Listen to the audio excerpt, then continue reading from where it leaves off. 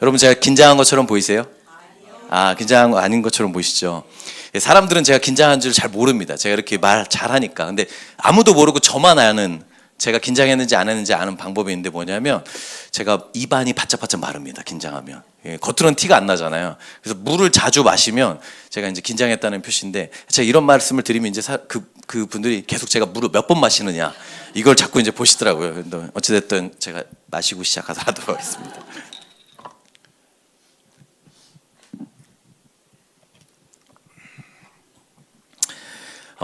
제가 이렇게 목말라서 물을 마셨지만 아마 여기 계신 분들도 오늘 하루 중에 물을 다 드셨을 겁니다. 그렇죠?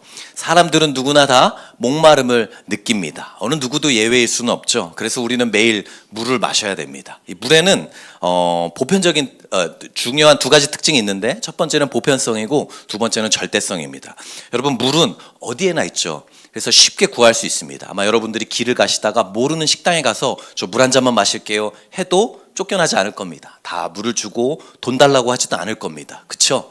일반적으로 물은 쉽게 구할 수 있기 때문에 내어주거나 제공하는 것을 그렇게 어려워하지 않습니다. 이게 보편성이라는 물의 아주 중요한 특징이죠. 근데 또 하나의 특징이 있는데, 그것은 뭐냐면 절대성입니다. 여러분, 물이 보편적이라고 해서 아무 데서나 쉽게 볼 수 있다고 해서 물 안 마시고 살아도 괜찮나요? 그런 분 없죠. 물은 아무리 옆에 많이 쌓여 있다고 할지라도, 내 옆에 30리터, 50리터가 쌓여 있다 할지라도 내가 물을 마시지 않으면 생명을 유지할 수 없습니다. 우리가 먹지 않고는 한 달 정도를 살 수 있다고 합니다. 그런데 물을 마시지 않고는 일주일이 맥시멈이라고 하더라고요. 그래서 우리가 생명을 유지하는 데 물은 절대적으로 필요합니다. 보편적이라고 해서 우리가 물을 함부로 대하거나 우리의 몸에 섭취하지 않으면 우리는 생명을 잃게 됩니다. 그래서 그런지 TV와 인터넷 이런 데 우리 광고하는 것들을 보면 우리의 목마름을 빠르게 해결해 줄 수 있다고 광고하는 많은 음료들이 있습니다. 물보다 흡수가 빠른 전해질이 들어있는 이온 음료가 있다고 광고하기도 하고, 또 이 물에는 비타민이 들어있어서 당신의 건강을 생각한다고 얘기하기도 하고, 또 당신이 2% 부족하니까 이게 채워줘야 된다고 얘기하는 음료들도 있습니다. 많은 음료들로 이렇게 광고하죠. 그런데 여러분, 사실 우리가 이렇게 육체의 갈증을 채워주겠다고 하는 많은 광고와 음료들을 보기도 하지만 우리의 육체만 그런 갈증을 느끼는 것은 아니죠. 사실은 우리의 영혼도 목마름을 느낍니다. 제가 어떤 목사님의 책에서 읽었던 글입니다. 이 목사님이 미국에서 목회하셨었는데, 이제 미국에서 이제 큰 교회가 아니라 당시에는 좀 작은 교회였었나 봐요. 그래서 성도들이 이제 이사를 하실 때 목사님도 같이 가셔서 이삿짐을 이렇게 도와주시고 날라주시고 이렇게 함께 하셨던 것 같아요. 근데 이제 어느 여성도 분의 집에 가서 이삿짐을 날라주셨나 봐요. 한 방, 두 번째 방 이렇게 하다가 이제 다 됐냐고 물어보니까 그 여성도님이 방이 하나 더 남았다고 이렇게 얘기하신 거예요. 그래서 그럼 맞아, 날라드리겠다고 하고 문을 딱 열었다가 깜짝 놀라신 거예요. 왜냐하면 그 방이 작지 않은 방이었는데 그 방에 온통 새 옷으로 가득 차 있는데, 그 새 옷이 상표도 뜯지 않은 새 옷으로 그 방을 가득 채우고 있는 방이었더라는 거예요. 왜 그랬을까? 알고 보니까 그 목사님의 글에 의하면 이분이 남편과 살다가 남편이 폭력을 너무 휘둘러서 남편의 폭력 때문에 별거를 하게 되었다고 합니다. 그리고 아들과 이제 같이 사는데, 이 아들이 경찰도 아닌데 자꾸 경찰서를 들락날락 거리면서 여러 가지 이제 문제를 일으키게 된 거죠. 그러니까 남편으로서부터도 자기에게 어떤 이 마음의 공허함이 채워지지 않고, 또 하나밖에 없는 아들로부터도 이 마음의 공허함이 채워지지 않으니까 그것을 해결하고자 이분이 뭘 했죠? 쇼핑한 거예요. 쇼핑몰 가서 옷을 사와서 입지도 않은 옷을 계속 그 빈 방에 채운 것이죠. 여러분, 그 방이 옷으로 가득 찬 빈 방이었지만 사실 이 방은 그냥 옷방이 아니라 그 여자 성도님의 마음을 보여주는 마음의 방이었죠. 그렇지 않습니까? 네. 왜 그랬던 걸까요? 그분은 왜 옷을 계속 사서 거기에 채워 넣었던 거죠? 목마르니까. 그분의 영혼이, 그분의 마음이 공허하고 목마르니까 그 목마름을 해결하고자 계속 채워 넣었던 것이죠.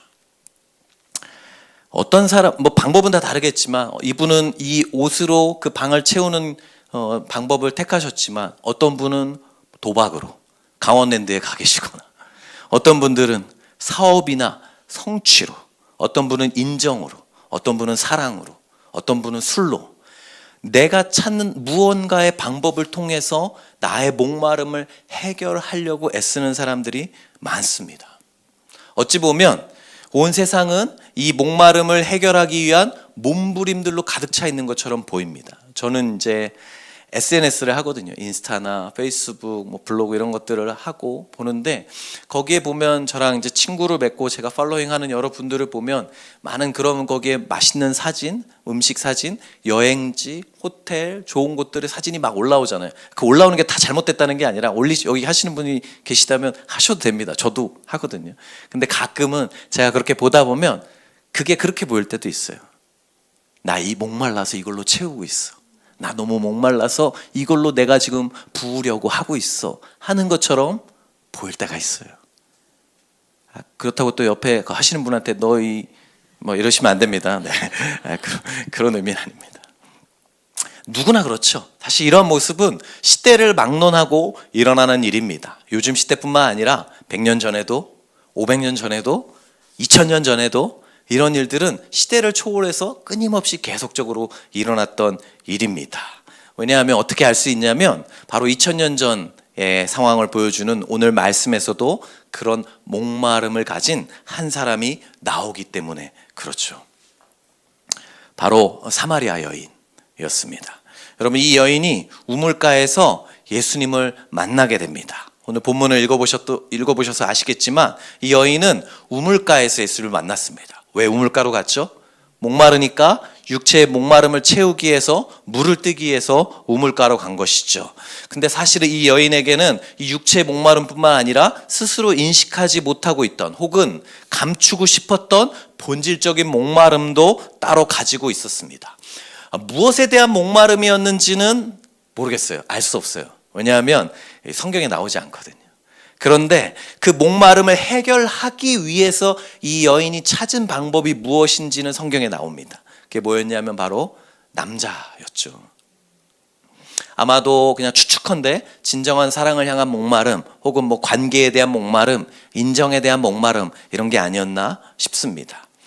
오늘 말씀 뒷부분에 있는 이후에 있는 말씀인 그 16절과 18절에 보시면 이런 물에 대한 대화를 쭉 한 다음에 예수님이 여인에게 물으십니다. 네 남편을 불러와라 이렇게 말씀하세요. 그러니까 여인이 뭐라고 대답하냐면 나는 남편이 없나이다. 예수께서 이르시되 내가 남편이 없다 하는 말이 옳도다. 이렇게 얘기합니다. 우리 18절 우리 한 절만 같이 한번 읽어볼까요? 시작. 너에게 남편 5이 있었고 지금 있는 자도 내 남편이 아니니 내 말이 참되도다. 예수님이 남편을 불러오라고 하니까 여인이 남편이 없다고 합니다. 근데 이 말씀을 보면 예수님이 18절에 보면 여인의 남편이었던 사람이 총 몇 명이죠? 과거형이 몇 명이죠? 5명. 현재형 몇 명? 1명. 플러스 6명. 굉장히 지적이신 분들이 여기 많이 계시네요. 네. 총 6명이었던 남편이 총 6명이었습니다. 이 여인의 남편이 총 6명. 이런 여인을 뭐라고 하죠? 능력자. 뭐 이렇게 얘기하나요? 아니죠. 우리 중에 누구도 결혼 6번 한 사람을 능력 있는 사람, 능력자라고 말하지 않습니다. 얼마나 사연이 기구할까? 도대체 이 사람의 인생 가운데 어떠한 굴곡이 있었길래 이런 일이 있었을까? 이렇게 생각하지. 너무 부럽다, 내 롤모델이야 이러시는 분은 없잖아요. 그렇죠? 그런 분은 없을 겁니다. 왜냐하면 그 가정 중에 있을 법한 일들을 우리가 유추할 수 있기 때문에 그렇죠. 근데 여러분, 이거 참 슬픈 일이잖아요. 6명의 남자와 결혼했다는 건 너무 슬픈 일이고 부끄러운 일이고 안타까운 일이지만, 근데 이 여인이 6번의 결혼, 6명의 남자와 결혼했다는 사실보다 더 안타까운 점이 있어요. 그게 뭔지 아세요? 그것은 그 중에 그 어느 누구도, 그 어떤 6명의 남자 중에 그 어떤 남자도 이 여인의 본질적인 갈증을 해결해 주지 못했다는 거예요. 그게 사실은 6번의 결혼보다 더 안타깝고 슬픈 일이죠. 어떻게 알 수 있냐면 예수님이 그 여인에게 남편을 데려오라고 아까 말씀하셨잖아요. 그렇죠? 그때 여인이 뭐라고 대답했죠? 남편이요? 예수님 1번이요, 2번이요, 3번이요, 4번이요, 5번이요, 6번이요? 골라보세요. 이렇게 얘기하지 않았어요. 뭐라고 얘기했죠? 남편이 없습니다. 아니 뭐 과거형이야 뭐 그렇다 쳐도 현재형은 좀 서운할 거 아니에요. 나는 지금 현 남편인데 왜 나까지 없다 그래. 그럴 수 있는데 왜 그랬죠? 여인은 과거든 현재든 이 남편을 드러내고 싶지 않은 거예요. 왜요? 자신에게 이 자신의 목마름을 해결해 주는 사람이 아니니까. 만족이 없으니까. 그래서 예수님이 왜 이걸 물어보신 거죠? 그걸 아시는 예수님이 이것을 일부러 드러내게 하시는 거죠. 깨닫게 하시는 거예요. 네가 그렇게 남편 6명을 만났는데 너 안에 정말 그 목마름이 해결되더냐? 그 과거와 현재의 지금 남편들이 너의 갈증을 해결해 주고 있니? 라고 예수님은 우회적으로 스스로 깨닫게 물어보고 계시는 것이죠.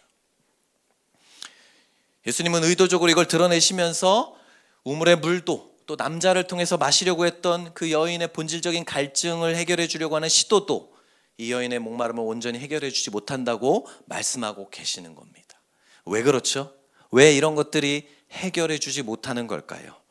왜 그러냐면 그것은 우리가 언제나 늘 다시 목마르기 때문에 그렇습니다. 그래서 예수님은 13절에서 우물을 가리키면서 이렇게 말씀하셨습니다. 이 물을 마시는 자마다 다시 목마르려니와. 예수님이 이렇게 말씀하신 겁니다. 그래요, 여러분, 우리가 어제 물 마셔도 오늘 물 다시 마시죠. 그렇죠? 그렇지 않습니까? 오늘 물 마셨으면, 아침에 물 드셨으면 저녁에 이제 안 드시겠네요. 한 일주일 정도 안 드셔도 괜찮으신가요? 그런 분 없죠. 우리는 물 마셔도 다시 목마릅니다. 여러분, 우리가 찾고 있는 것들, 내 갈증을 해결해 줄 것이라고 믿고 있고 내가 찾아서 내 방편으로 사용하는 것들이 우리의 갈증을 해결해 주는데 실제로 도움이 될까요? 그것들이 우리에게 만족을 줄까요? 여기 저보다 인생을 오래 사신 인생의 선배님들이 많이 계시는데 저보다 더 잘 아실 겁니다. 아마. 그리고 저도 제 인생을 살아본 경험을 가지고 경험학적으로 말씀드리건데 도움이 되더라고요. 좋더라고요. 그것들을 찾으면 기쁨이 있고 만족이 있던데요. 근데 문제가 있습니다. 그것이 기쁨을 주고 만족을 주긴 하지만 그것에 문제가 있는데, 그것은 뭐냐면 그 기쁨을 주는 기간이 짧다는 거예요. 일시적이라는 데 문제가 있습니다. 그것에 주는 즐거움의 유효 기간이 우리에게 있지만 짧다는 것이죠.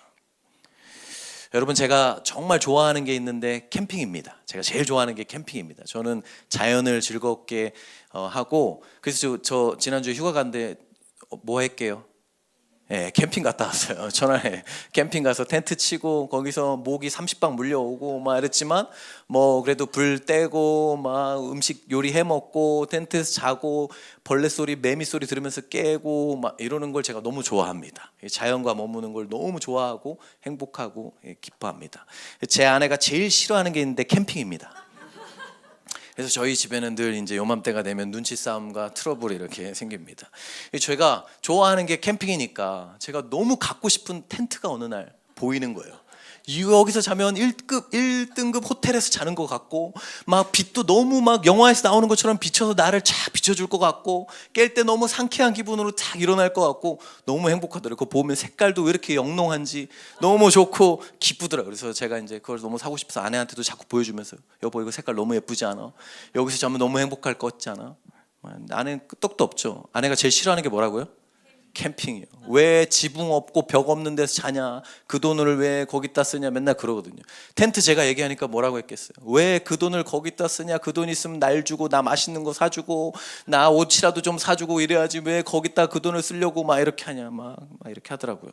근데 제가 좋아한다고 했잖아요. 텐트가 자꾸 보이는 거예요. 눈에서 떠나지 않는 거예요. 그래서 어떻게 해서 돈은 뭐 안 주니까 제 용돈을 모으고 막 이래갖고 그 많은 아내의 핍박과 멸시와 고난을 이겨내고 제가 어찌어찌 해가지고 구입을 했습니다. 할렐루야까지 나오네. 너무 감사합니다. 제가 행복했을까요? 제가 좋았을까요? 너무 좋더라고요. 이게 그냥 좋았다는 말로 표현이 안 돼요. 너무 행복하더라고요. 너무 좋았어요. 근데 얼마나 갔을까요? 문제는 그거죠. 제가 그 텐트를 사고 얼마나 좋았을까요? 저는 딱 2주 가더라고요. 그 텐트 산 지가 한 2년 되는데 요즘은 뭐 대부분의 시간이 창고에 처박혀 있습니다. 여러분, 그래요. 우리의 마음을 만족시켜 줄게 주지만, 기쁨을 주고 만족을 시켜 주지만 찰나에 불과한 것이죠. 짧게밖에 안 됩니다. 여러분 새 차 최근에 차 바꾸신 분 계세요? 너무 행복하시죠? 탈 때 막 그 붙어 있는 거 떼지도 않잖아요. 막 문콕할까 붙는 거 웬만하면 잘 안 떼고 차 탈 때 이렇게 한 바퀴씩 막 이렇게 둘러보시면서 이게 어디 뭐 기스난 데 없나 확인하고 새똥이라도 있으면 마치 막 큰일 난 것처럼 이렇게 하고 사진도 찍고 막 이러잖아요. 가슴도 막 콩닥콩닥 뛰는 분도 있다고 막 제 친구가 그러더라고요. 차문 열 때 처음 차 샀는데 첫날 차문 열었는데 콩닥콩닥 가슴이 뛰었다고 막. 또 얼마나 그러시나요? 한 달 가세요? 만약에 여러분 산지 10년이 넘었는데도 아직도 차문 열 때 가슴이 콩닥콩닥 뛰면 빨리 여러분 예배 끝나고 병원을 가셔야 돼요. 그건 정상이 아니죠. 그렇죠? 여러분 새 차, 새 집 마찬가지입니다. 그때의 기분은 너무 좋지만 새 집을 사도 한 달 지나면 화장실 하나 더 달려있는 집 찾게 되고 더 좋은 조건, 더 좋은 더 멋진 시설 갖춘 집 찾게 되지 않습니까? 잠깐의 기쁨을 주는 겁니다. 물건뿐만 아닙니다. 여러분 관계도 마찬가지죠. 결혼하기 전에 여러분 앉아 계신 여기 보니까 남녀가 앉아 계신 분들은 제가 추측건데 부부로 앉아 계신 분들도 계신 것 같고 세 분이 앉아 계신 분도 제가 뭐 잘 관계는 모르겠지만 다양하게 이렇게 계신 것 같은데 왜 결혼하셨어요? 왜죠? 다 결혼하실 때 이 사람이면 평생 내가 행복할 수 있을 것 같아서 이 사람이 나를 만족해주고 행복하게 해줄 것 같아서 이 사람이라면 평생 함께해도 되겠다 싶어서 결혼하셨잖아요. 그렇죠? 대답하지 마세요. 서로 시험 들 수 있으니까 대답하지 마시고 그냥 서로 마음속으로만 이제 대답하시고. 그런데 지금 결혼하고 살다 보면 10년이 지나고 20년이 지나면 여전히 그 마음 그대로십니까? 대답하지 마시라니까. 서로 시험 들 수 있으니까. 그렇지 않지 않습니까? 어떤 면에서 그런 생각 들잖아요. 살다 보면 이 남자가 내가 그때 만났던 그 남자 맞나? 이 여자가 내가 그때 결혼을 다짐했던 그 여자 맞나? 막 이렇게 생각 들 때가 있죠. 아내랑 예전에 이제 주일 사역을 마치고 이제 차를 타고 이제 돌아가고 있는데 아내가 그날따라 이제 사역이 좀 힘들었나 봐요. 많이 피곤하고 여러 가지 일도 많고 그래서 고단하고 그랬나 봐요. 그래서 탔는데 이제 가는 동안 저한테 여러 가지 막 고충과 어려움들을 막 이렇게 저한테 토로하더라고요. 근데 제가 참 놀랍게 그 운전하고 이렇게 아내의 얘기를 듣고 있는데 주님께서 저에게 가장 복음적이고 성경적인 답을 떠올리게 해주시는 거예요. 그래서 막 이렇게 하는데 얘기를 듣는데 답이 정확하게 복음적으로 이렇게 대답하는 게 좋겠다 떠올라서 그걸 잘 얘기해 줬어요. 이거는 그렇게 생각하는 게 아니고 이런 관점으로 보면 참 성경적이고 주님이 기뻐하시고 또 이런 관점으로 봤을 때 이런 것들로 봤을 때 이게 참 주님이 기뻐하실 것 같다. 이렇게 해서 잘 얘기해 주고 제 마음이 얼마나 편안하고 마음이 좋았는지 몰라요. 아내가 원하는 정말 복음적인 대답을 내가 잘 해줬구나. 그러고 있는데 아내가 제 얼굴을 딱 보면서 거룩한 확신에 찬 눈빛으로 저한테 이렇게 말하는 거예요. 야, 내가 공감 먼저 하랬지? 그러더라고요. 제 아내 열받으면 저한테 먼저 야라고 하거든요. 저도 제 아내를 온전히 만족시켜주지 못합니다. 결혼할 때는 근데 제가 그렇게 많이 미안하지도 않은 게 피장 파장이니까 우리 다 그렇잖아요, 그죠? 누구도 무엇도 마찬가지죠. 제 아내가 지금 제가 결혼한 지 11년이 됐는데 아직도 하는 말이 이렇게 날 몰라요 이런 얘기 지금도 하거든요. 어제도 한번 들었는데 근데 늘 듣는 이야기지 않습니까?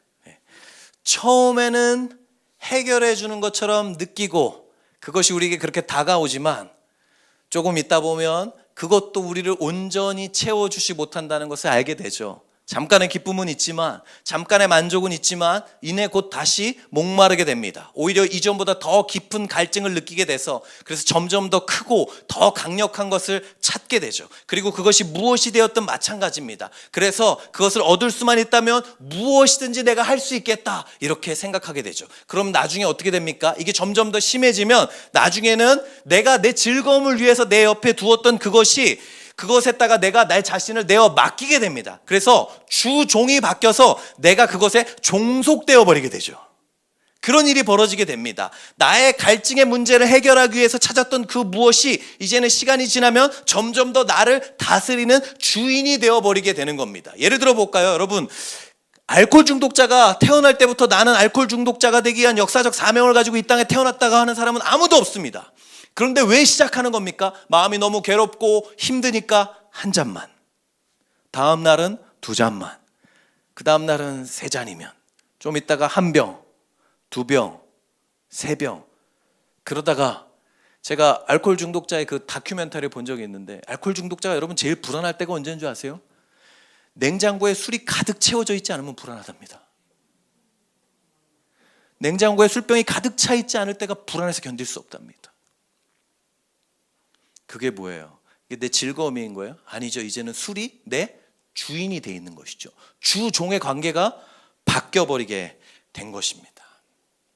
여러분, 어쩌면 오늘 말씀의 사마리아 여인이 바로 그런 상태였는지 모르겠어요. 첫 번째 남자를 만났는데 해결이 안 된 거예요. 얘는 좀 다르겠지. 두 번째 만났지만 얘도 아닌 거야. 세 번째는 다를 거야. 했는데 네 번째, 다섯 번째, 여섯 번째를 만나도 해결되지 않는 거예요. 근데 이제는 거기서 벗어날 수도 없는 거예요. 내가 이 남자를 벗어나서는 살 수 없다고. 이제는 주종이 바뀌어서 내 즐거움과 내 만족을 위해서 찾았던 남자의 종이 내가 되어버린 것이죠. 그래서 거기를 벗어날 수도 없는 종속되어버린 노예의 상태가 된 것이 이 여인의 모습이었던 거예요. 그래서 이 남자 만나면 괜찮을 거야, 얘는 좀 다를 거야 했지만 벗어날 수 없었던 것입니다. 그런 여인에게 예수님이 이렇게 말씀하신 거예요. 13절 14절에서 이 물을 마시는 자마다 다시 목마르려니와 내가 주는 물을 마시는 자는 영원히 목마르지 아니하리니 내가 주는 물은 그 속에서 영생하도록 솟아나는 샘물이 되리라. 여러분, 예수님은 지금 여인에게 이 여인의 목마름을 해결할 방법을 제시하시는데 올바른 물을 마셔야 한다고 말씀하시는 거예요. 우물을 가리키면서 말씀하셨지만 이 물은 단순히 우리의 육체를 채워주는 물만을 이야기하는 것이 아니었습니다. 그 여인의 죄송합니다. 올바른 물을 마셔야 되는데 이 여인의 영혼의 본질적인 목마름을 해결하는 수단으로서의 남자 혹은 다른 무언가를 여전히 찾는다고 할지라도 그것이 여인을 온전히 채워주지 못하고 다시 목마르게 될 거라고 말씀하시는 거예요. 여러분, 이 문제는 그냥 막 닥치는 대로 눈앞에 보이는 무언가를 다 먹는다고 마신다고 해결되는 문제가 아니에요. 무엇을 마시느냐의 문제입니다. 예수님이 말씀하신 영원히 목마르지 않는 영생하도록 솟아나는 샘물을 마셔야만, 그것이 우리 안에 있어야만 우리는 이 유효기간의 짧은 이 목마름에서 해방될 수 있는 것이죠. 사마리아 여인도 물에 대해서 이야기했고 예수님도 물에 대해서 말씀하셨지만 둘이 이야기한 물은 서로 전혀 다른 물이었죠. 그리고 우리의 문제를 해결해 줄 수 있는 물은 우물가의 물도 다른 어떤 물도 아닙니다. 바로 예수 그리스도, 그분께서 주시는 물, 또 바로 예수 그리스도 그분 자신인 것이죠.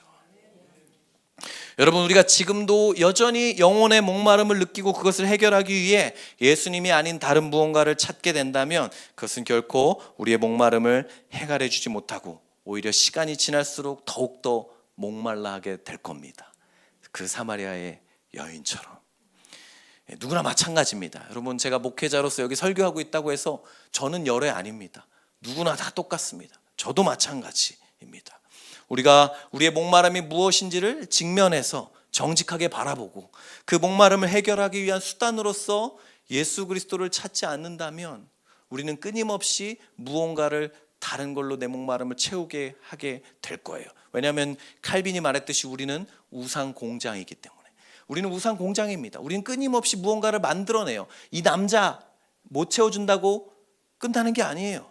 다른 걸 찾습니다. 남자로서 끝나는 것도 아니에요. 다른 대상으로 바뀌게 되기도 합니다. 인정이 날 채워주지 못한다고 해서 인정해서 끝나는 게 아닙니다. 성공을 찾기도 합니다. 성취를 찾기도 해요. 다른 물건을 찾기도 하죠. 얼마든지 우리는 끊임없이 만들어내는 우상 공장이기 때문에 이 우상은 없어지지 않습니다. 그래서 그것을 대체하려면 내 마음의 중심에 다른 우상이 아니라 그리스도가 중심이 되어야 되는 것이죠.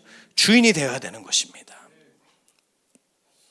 그런 저에게, 여기에 있을지 모르는 누군가에게 예수님이 바로 그 답을 주신 거예요.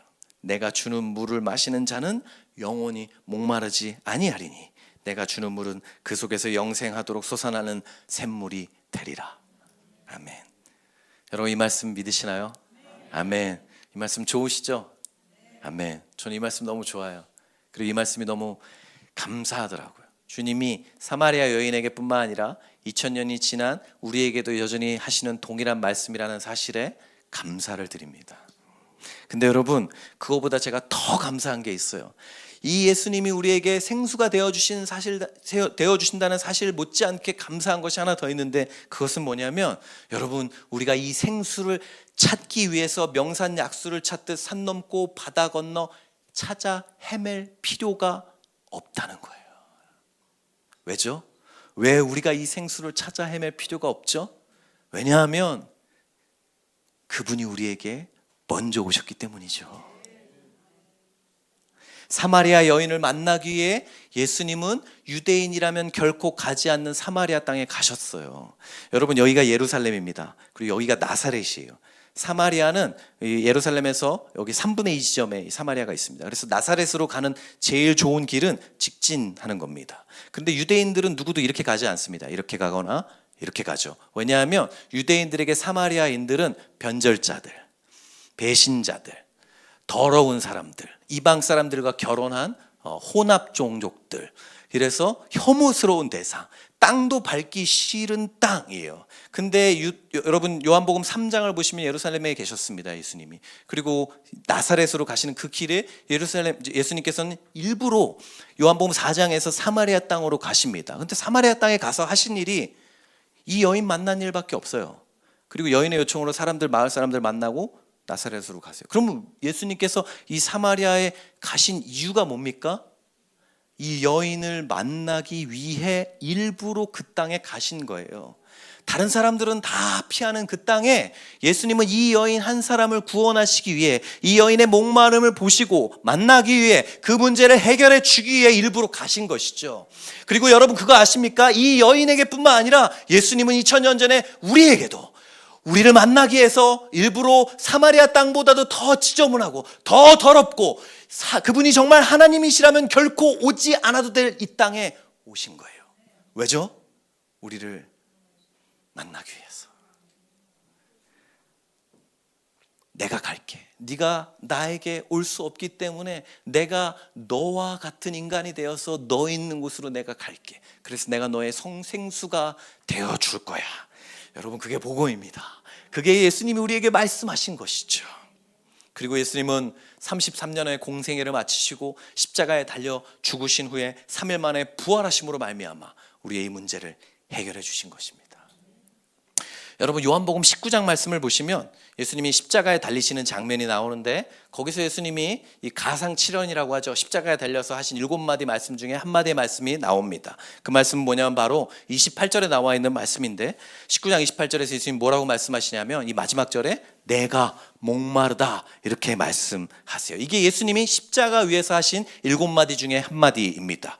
그런데 여러분, 이 말씀 너무 이상하지 않나요? 성경을 오늘 말씀과 좀 비교해서 주의 깊게 바라보면 이 말씀은 이상해야 되는 말씀입니다. 왜죠?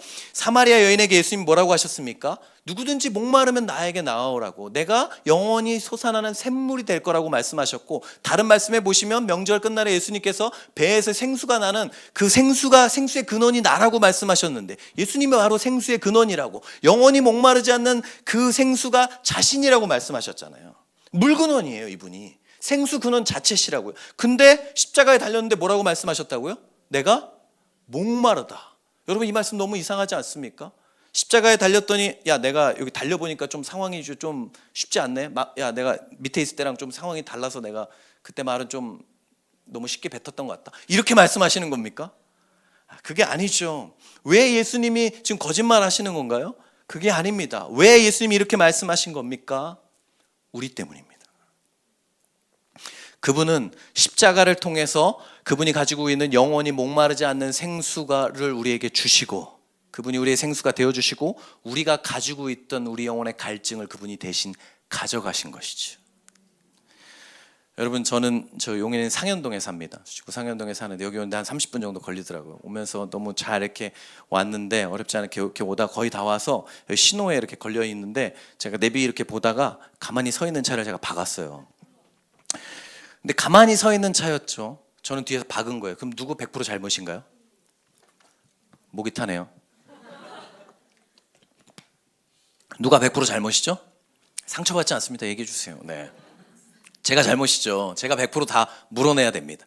차에 내려서 앞에 차를 확인했더니 포르쉐더라고요. 수리비를 물어봤더니 2억이라는 거예요. 2억이 저한테 표정들 제가 안심을 시켜드리면 지어낸 얘기입니다. 안심을 시켜드려서 말씀드리자면 지어낸 얘기예요. 편하게 들으세요. 편안하게.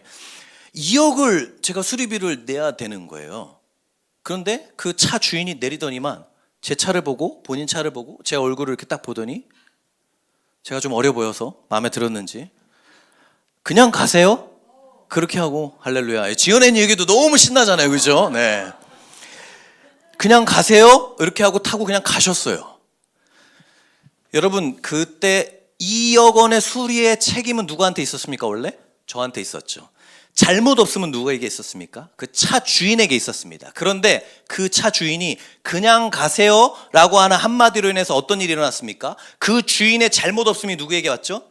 저에게 왔습니다. 그리고 2억 원의 수리의 책임이 누구에게 가져갑니까? 그 차 주인이 가져갑니다. 여러분 그냥 간다고 해서 차가 저절로 고쳐지는 게 아닙니다. 가서 보험 처리를 하든 어떻게 하든 그 주인이 대가를 지불하고 차를 수리해야 되죠. 그렇죠? 그래서 그냥 가라는 말은 차 수리의 책임을 본인이 가져가겠다는 뜻입니다. 그렇게 가져간 것이죠. 어떤 일이 일어난 거예요? 그분의 잘못 없음이 저에게 오고 저의 잘못 있음 수리의 책임이 그분에게 간 거죠. 이걸 신학용어로 전가라고 합니다. 저의 잘못이 그분에게로 가고 그분의 잘못 없음이 저에게 온 것이죠. 여러분 이 일이 십자가에서 일어난 일입니다. 그분이 십자가에 달려 못 박히심으로 말미암아 그분의 영원한 생수되심이 저에게 오고 저의 목마름이 그분에게 가서 그분이 목마르시다고 말씀하시는 거예요. 예수님이 십자가에 달려 죽으심으로 말미암아 내가 목마르다고 말씀하시는 그것은 단순히 육체의 갈증만을 이야기하는 것이 아니라 우리 대신에 짊어지신 영적인 갈증을 상징적으로 표현하고 계신 것이죠. 그렇기 때문에 우리의 갈증의 문제를 해결하신 이 예수 그리스도께서 우리의 삶의 주인이 되실 때, 우리가 찾고 마시는 생수가 되실 때, 우리 안에 있는 수많은 우상 공장들이 우리 마음의 자리를 차지하려고 할 때 그것들을 몰아내고 예수 그리스도가 내 마음의 보좌의 주인이 되시면 우리 안에 있는 근원적이고 본질적인 목마름이 마침내 멈출 수 있게 되는 것입니다. 더 이상 무언가를 찾아 헤매는 것을 멈출 수 있게 되는 것이죠. 여러분 지금도 수많은 사람들이 세상에서 저 밖에서 이 생수를 찾아 헤매고 있습니다. 그런데 어디에 그 생수가 있는지 모르고 헤매고 있는 사람들이 너무 많습니다. 클럽에 가면 있을까? 카지노에 가면 있을까? 인터넷에 들어가서 포르노그래피를 보면 될까? 찾아다니면서 헤매고 있는 사람들이 지금도 얼마나 많은지 모릅니다, 여러분. 사랑하는 우리 의왕 우리 교회 성도 여러분, 여러분에게 복음이 무엇입니까? 복음이 주는 기쁨이 뭡니까? 복음이 주는 해갈이 뭘까요? 저는 젊은이들 사역을 한 20년 넘게 했었거든요. 젊은이들과 이렇게 변증하고 이런 질문들에 답하고 이런 것들을 많이 했어가지고 그런 것들 하는 걸 좋아합니다. 그래서 여러 가지 질문할 때 꼭 나오는 것 중에 하나가 이제 복음이 뭐냐라는 질문을 합니다. 그러면 저는 그 사람의 이제 배경이나 지식의 정도나 뭐 상황에 따라서 이제 다르게 설명을 맞춰서 하게 되지만, 그럴 때마다 설명은 다르게 할지라도 제 머릿속에 제 스스로에게 되새기는 복음의 이야기가 있습니다.